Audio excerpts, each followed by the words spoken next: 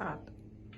Hello everyone, Coach Castle here, high performance coach and biomechanics specialist. And today I'll be giving you some knowledge most people have no idea exists, including most personal trainers and coaches.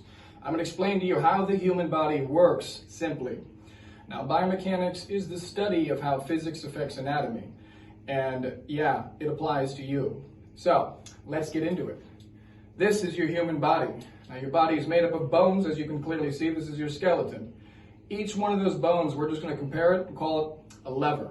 In between those bones are joints. We're going to call those joints hinges. And we have muscles. We're just going to call those muscles ropes, although an elastic band would probably be more accurate considering that they contract and bunch up. Ropes don't really do that.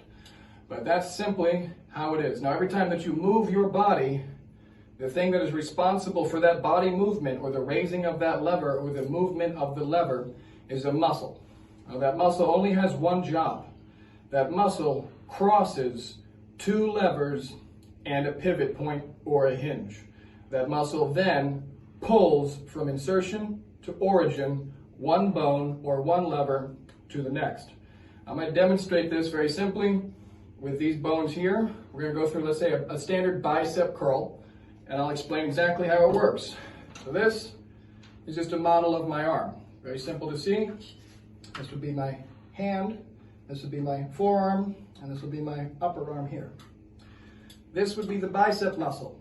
The origin is up here, and the insertion is down here. It's just called the insertion because it's on the more mobile part. Now muscles, it's important to know, do not pull on the weight in your hand when you are exercising. When you do a bicep curl, the muscle does not pull on that. It pulls the top of the lever here about 1 inch down from your elbow. That's where the insertion actually is. Then it simply must lift it up and do the old bicep curl, like so. However, because it does not directly attach to the weight in your hand, it is subjected to the laws of physics. So, this is a 12-inch lever. 13 if you go all the way to the weight. Therefore, that weight is magnified by a factor of 13. So, when I am performing a basic bicep curl with 10 pounds in my hands, and I begin the movement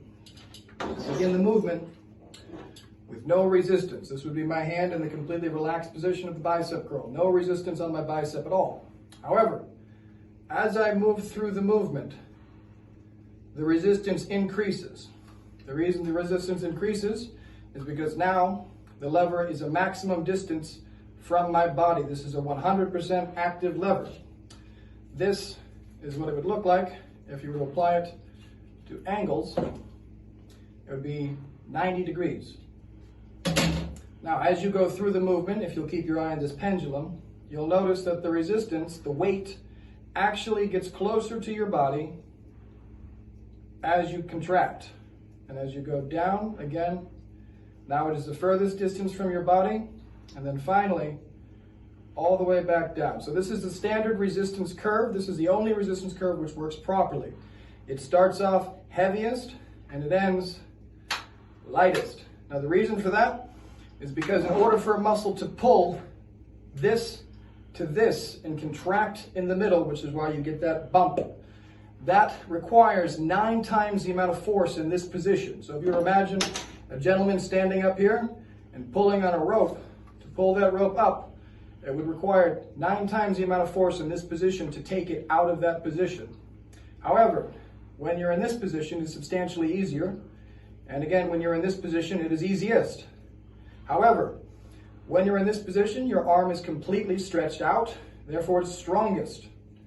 When you're in this position, your arm is completely contracted, or the muscle fibers have all bunched together, therefore you can't go any further, so you're weakest. Once again, this is a natural strength curve for your muscles, and all muscles follow this basic principle. You must, when you're exercising, follow these principles of the resistance curve. It is physics. Starts off heaviest in the beginning, and it ends lightest. So if you were to imagine your body covered over every hinge and joint with a little bicep, that's how you move. You are a meat puppet. You're a bunch of levers, hinges, and muscles which move those levers together. That's how it works. Another example of a lever. Very simple demonstration in physics here. Take a sledgehammer. When the sledgehammer is perpendicular to the ground or parallel with gravity, you can very easily hold it like this. However, as soon as you take that out of the plane of motion, it becomes difficult to hold.